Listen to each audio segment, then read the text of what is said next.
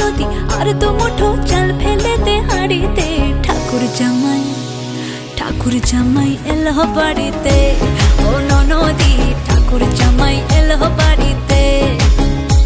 বলি ও ননদি আর তো মুঠো চাল ফেলে দে হাড়িতে, ঠাকুর জামাই এলো বাড়িতে, ও ননদি ঠাকুর জামাই এলো বাড়িতে।